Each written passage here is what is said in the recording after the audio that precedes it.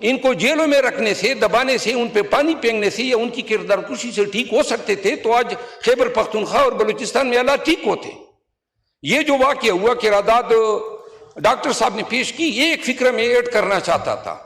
بے شک افواج پاکستان کو خراج تحسین پیش کرے، جو شہید ہیں وہ ہمارے سروں کے تاج ہیں، لیکن یہ ہر وقت کے اعداد ہی پیش کرتے رہیں گے، مذمت ہی کرتے رہیں گے آنے والے واقعات کے لیے؟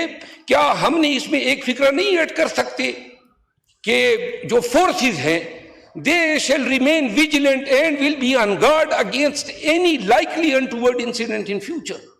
یہ پھر بھی ہوں گے، سیکیورٹی لیپسز تو ہے نا، پی ٹی آئی پہ حکومتی مشینری لگی ہوئی ہیں کہ پی ٹی آئی نے انڈیا کی ایما پہ اس پہ اسٹیبلشمنٹ پہ یا فوجوں پہ الزام لگا دیا۔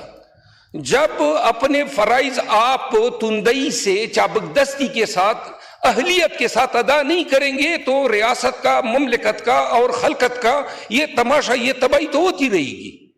جب جس دن بازئی کے گھر پہ چھاپا ہوا، درست بات ہے نا، اسی دن یہ ٹرین کا حادثہ بھی ہوا، تو لہٰذا اپنے پریارٹیز کا تو تعین کیا ہی نہیں ہے۔ ہم نے تو ایجنسیوں کو، سیاستدانوں کے پیچھے ڈالا ہوا ہے۔ جب ہمارا دور تھا تو آپ کے پیچھے لگے تھے، اور جب آپ کا دور ہے تو ہماری پیچھے لگے ہوئے ہیں۔ جب باجوہ جو ابھی بات ہو رہی تھی اور اتنی بڑی قانون کی حکمرانی کی باتیں ہو رہی ہے، یہ باجوہ کس خوشی میں آزاد پھر رہا ہے؟ کوئی خوشی ہو؟ یعنی کتنے جرائم اس شخص نے کیے ہیں۔ آپ لوگوں کو جو ہے فیض کے ذریعے انہوں نے سیلوں میں ڈلوایا، اغوا کیا تھے نا۔ کشمیر کا سودا اس شخص نے کیا، پی ٹی آئی کے پیٹ میں خنجر اس نے گھونپا، لیکن فارمر آرمی چیف ہے تو پورا ایوان جو ہے وہ کچھ نہیں کر سکتا ہے۔ ایکسپلور ہوا، ویلز لگی اور سیدھا پائپ لائن بچھا کے میرے حلقے سے نکال کے پنجاب میں لے آئے۔ 1 میٹر تک گیس کا نہیں دیا، 1 روپے آج تک مجھے کارپوریٹ ریسپانسبلٹی کی مد میں میرے حلقے کو نہیں۔ 11 کروڑ روپے جو ہیں پیٹرولیم منسٹری نے 1.25 سال سے کہا ہوا ہے کہ 11 کروڑ دے رہے، 30 ارب کی عوض 11 کروڑ، تو پھر تو یہ دہشت گردی ہوگی نا۔ بلوچستان کو کیا دیا ہے؟ بلوچستان میں روم میں سارے وسائل پہ تو برکس بیٹھا ہوا ہے، اور یہی حالت ہے ہماری بھی۔ تو لہذا دہشت گردی کو دیکھنا ہے تو صرف یہ نہیں کہ ہم صرف مذمتوں تک محدود رہیں۔ اور آج کیا ہی اچھا ہوتا کہ ایک سنجیدہ کوششیں آتی، سروسز چیف کو بلائیں، بٹھائیں، 2 مہینے کی آپ پالیسیاں بناتے ہیں، رد الفساد، ضرب عضب، یہ آپریشنوں نے کیا نتیجے دیے؟ 24 سال سے قوم نفسیاتی مریض ہو گئی ہے اور ناکام ہے یہ دہشت گردی کے خلاف ہماری جنگ، کوئی کامیابی نہیں ہے۔ پاکستانی مر جاتے اس دن بنو میں جب ISI کے دفتر پہ اٹیک ہوا تو جناب علی 13 سویلین مرے، اور جناب ٹی وی پہ پٹیاں چل رہی ہے کہ جناب افواج پاکستان کو مبارکباد، کیا کامیاب، 6 دہشت گرد مرے، 13 ہم مرے، اور مبارک تقسیم ہو رہی ہے۔ خدا کا خوف کرو، کیا کر رہے ہیں آپ لوگ؟ یہ واقعات تو پھر بھی ہوں گے۔ آج وزیر اعظم صاحب گئے بلوچستان اور آرمی چیف صاحب بھی گئے ساتھ میں، تو یہ واقعات ہونے کے بعد ہمیں یاد آ جاتا ہے کہ ہم نے کوئی رول ادا کرنا ہے۔ آئندہ کے لیے کوئی روڈ میپ ہے ہمارے پاس؟ بھائی قوم دہشت گردی کے خلاف لڑائی کے لیے کوئی بتا سکتا ہے کیا اسٹریٹجی ہماری؟ 2 ماہ 3 ماہ ہماری اسٹریٹجی ہوتی ہے، پھر تبدیل ہو جاتی ہے۔ ایک اسٹیبلشمنٹ آتی ہے طالبان کو مارنا ہے، دوسری کہتی ہے لانا ہے، تیسری کہتی ہے چھڑانا ہے۔ یہ کیا ڈرامہ ہے؟ 10 سال کی کوئی پالیسی ہے ہمارے پاس؟ ایک دفعہ دہشت گردی کو نو کہہ دو، 10 سال کے لیے نو کر دو۔ کبھی ہمارے گڈ طالبان بن جاتے ہیں، کبھی ہمارے بیڈ طالبان بن جاتے ہیں۔ یہ کون سی پالیسیاں سے ہم ریاست کو چلا رہے ہیں؟ پاکستان کے عوام کو اپنے اداروں کی ان پے در پے ناکامیوں کی وجہ سے نفرت سی ہونے لگی ہے۔ ہم پاکستان کے بچوں کو اپنی ان کی زندگی کی گارنٹی دے سکتے ہیں؟ ہمارے APS کا ایک ثانیہ تو نہیں ہے۔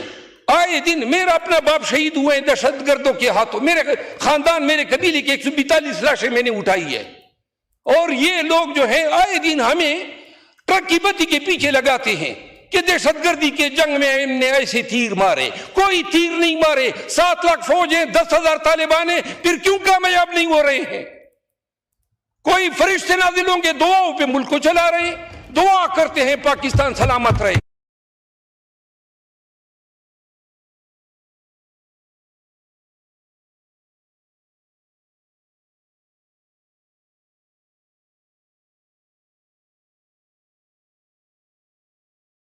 ازالہ کریں. اور جنہوں نے ہتھیار اٹھائے ہوئے ہیں بلوچستان میں, وہ ان میں سے بہت سے نوجوان تو ایسے ہیں نا, وہ کہہ رہے ہیں کہ ہمیں ہمارے گم شدہ افراد کی کم از کم لاشیں یا ہڈیاں تو دے. نہیں, ہم ایک طرف مذمت کرتے ہیں, یہ نہیں کہتے ہیں جہاں ہماری غلطیاں ہیں. تو لہذا میں وزیر دفاع صاحب سے دست عرض کرتا ہوں, اگر آپ نے دہشت گردی کی جنگ لڑنی ہے تو ان سے پوچھو جنہوں نے اس کی قیمت ادا کی ہے. ان لوگوں سے پوچھو نا جن کے گھروں میں آج بھی میں صرف پاکستانی ہونے کی وجہ سے ہر وقت مجھے جان کے لالے پڑے ہوتے ہیں. میں قسمن کہتا ہوں, مجھے یاد نہیں ہے 20 سال سے میں بغیر کبھی اسلحے کے سویا ہوں, اور آج بھی مجھے علم نہیں ہوتا ہے کہ کیونکہ میرے دشمن جو ہیں وہ معلوم ہی نہیں ہے. اور ہم نعرے لگاتے ہیں ہم نے یہ تیر مارا وہ تیر مارا.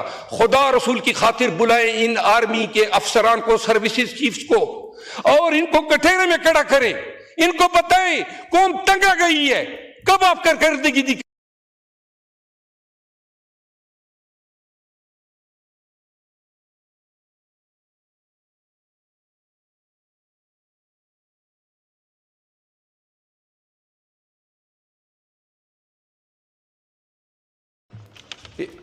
تقریر ختم کرنے سے پہلے صرف یہ گزارش کروں گا, جتنے لوگ شہید ہوئے ہیں نا اس دہشت گرد, اس تمام کے ورثاء کی جانب سے میں ایک سوال اس ریاست پاکستان سے کرنا چاہتا ہوں. ہم تو مارے گئے اس مٹی سے وفا میں, انتقام کیا خاک لیتے, اس پیارے وطن کا, اس دھرتی کا حشر نشر خراب کر رہے ہیں.